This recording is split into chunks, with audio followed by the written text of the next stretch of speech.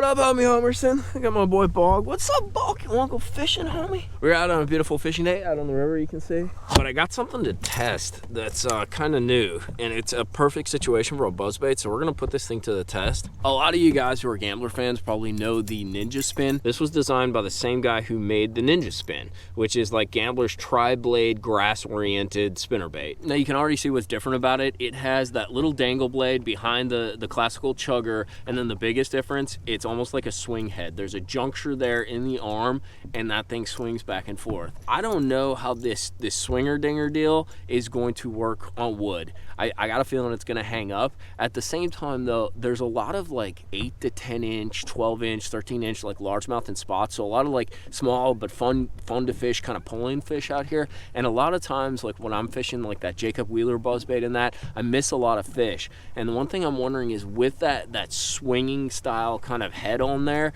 if I'm gonna get a little bit better hookup ratio. But there's only one way to find out, so hit that like and subscribe button. We're gonna go slang and see what this buzzbait can do.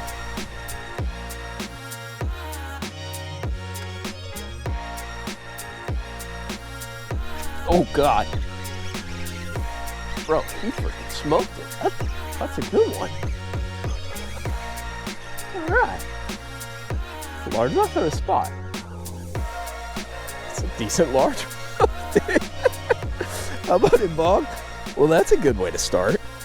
This guy came up, he didn't even like smash it. He just kind of smoked it and sucked it under. But that was a good hookup. Nice little 2.5 pounder. Let's get her back. All right, I like that. This is fishing it around the grass.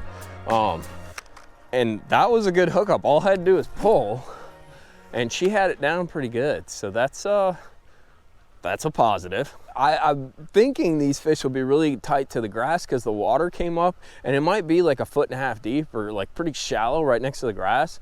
But at the same time, you know, water comes up, those fish track up, and I sort of made an errant cast, probably like 4 or 5 foot off the grass line and started reeling. And I guess it's only like 6 or 7 feet, but that guy came up and just smoked it, dude.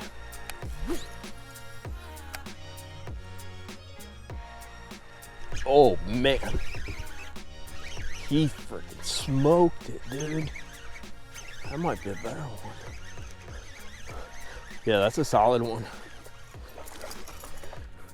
I was hoping that was a spot. That would have been a big spot.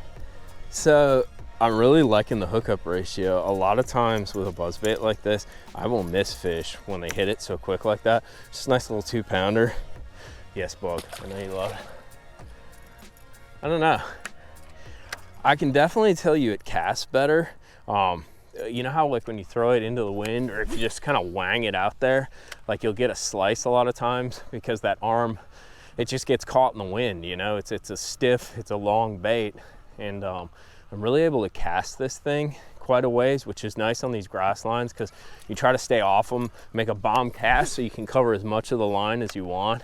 And you can definitely be, at least I feel like, a little more accurate with this than say my Jacob Wheeler. The only thing I'm not liking thus far is from time to time, like I missed a fish and it got tangled, and then from time to time if I hit this grass and get it like way back in the grass and it gets stuck in some of that grass, it'll turn it over and some of the braid will wrap around it. But I'm really liking the hookup ratio on this thing. One little tip for you, and this is just general buzzbait fishing. I think a lot of guys use way too heavy of a rod to fish a buzzbait. That's why I use the 7-foot medium rave, just like this guy. The big trick is you need a real high-speed reel. I like an 8-speed reel. I think it gets it up out of the water quick, and with this bait, you need to kind of tug on it to get it going, especially with that blade on the back. But that softer rod, when you're running 40, 50-pound braid, it really allows you to, you kind of have to pause. It's a lot like frog fishing, right? You have to wait for tension, and that rod gives you kind of an insurance policy where you don't have to wait on them so much. You just kind of let the rod load up and let the braid work. So lighter rod, stiffer braid kind of thing. It's a nice kind of trade-off, but I think you'll find you'll make a lot more accurate casts, and you'll have a lot better hookup ratio if you do run that sort of medium action, maybe medium heavy, but like a 7-foot, 7'2". I like that 7-foot because it allows me to be super accurate, but try a little lighter rod on your buzzbait. You'll be amazed about your hookup ratio, and you'll be amazed how much tighter you can put that bait into cover. Whoa, jeez. He smoked it. Now he missed it. I don't think that was a very big one. But wow. And it got all tangled up. All right, so that's something I'm not a huge fan of.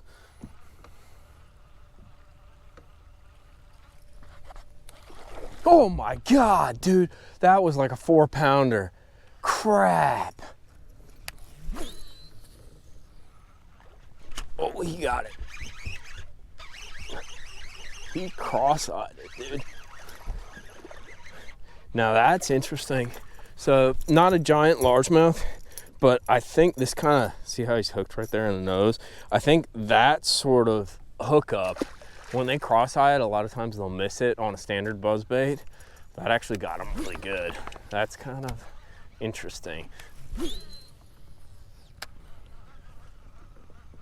Oh, whoa, missed him. All right, that sucks. It wasn't a very big one, but. Huh. I probably pulled the trigger a little early there too. So what I'm doing with this thing is pretty standard buzzbait. The one thing is there's a lot of grass on this river this year, so you can see there's like indentations in the grass, and I think they're kind of like current breaks, almost like if you had a piece of wood or something. So I'll throw into those, and then when I get a straight grass line, all I'm doing is pretty much bombing it down. Like you see a little point in the grass right there, and I'll bomb it down because there's a little shell bar, a little sand flat, and I think they're all like little ambush pockets. You know, there's a lot of bait. I see a lot of shad flicking up on this grass, and I think the bait's all up in the grass, and these fish are just using those little either current ambushes or structural ambushes with the grass or cover ambushes to actually to kind of corral that bait, and then when that buzz bait flies over, they smoke it, dude. The other thing that's kind of cool with this thing is the blade. So I'm definitely noticing that little dangle blade, you know how you're always looking for like a bubble kind of deal with the buzzbait, and you can't always get it. Not every buzzbait really puts it out. This thing has a nice little bubble trail that's a little more smaller, I don't know, subtle bubble trail, and I think it has a lot to do with, you know, the blade spinning and then that little blade's kind of going back and forth and waving. And I think that's actually kind of bubbling and creating that trail.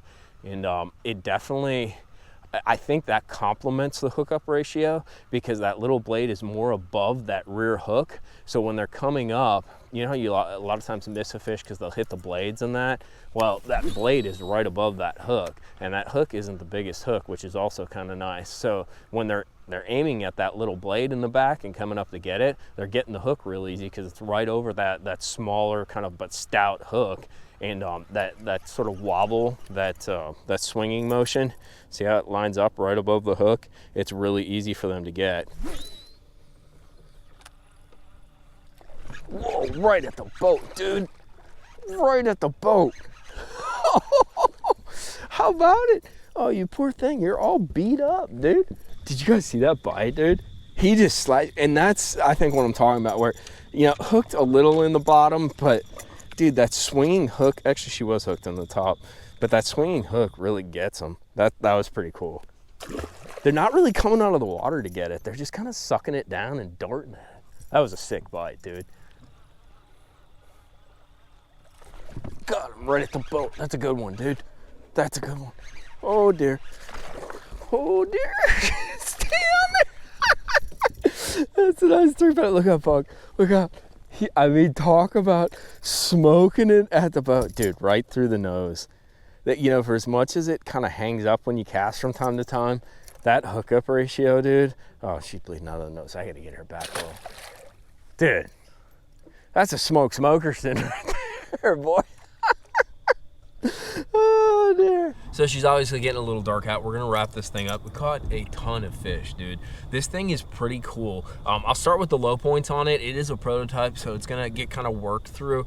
But the low points are, you know, around wood, it did not perform. It basically, if you'd hit the wood or you'd kind of like pause it to do that little pop that you do with a buzzbait, that hook, because it swings, would hang the wood. So that was a little frustrating. Now, from an open water standpoint, it was badass, dude. But that swinging hook around hard cover, Not so good. The other problem that I ran into is it's sort of like I don't know, it's one of those things where you weigh the balance of, like I said, this thing casts like a bullet, which is not like my normal kind of buzz baits, my Accent or a standard size buzz bait. A lot of times they'll kind of slice in the wind. This thing, because of that free swinging arm, dude, it's almost like having one of those tungsten balls in a jerk bait where you slang it and the momentum continues. It's not like hard or restricted, so it flows where it's supposed to flow. At the same time though, sometimes it would foul when I was casting and kind of get wrapped up, and I'm on the river here, so a single cast when you're lined up is so important, and if you make that cast and it fouls,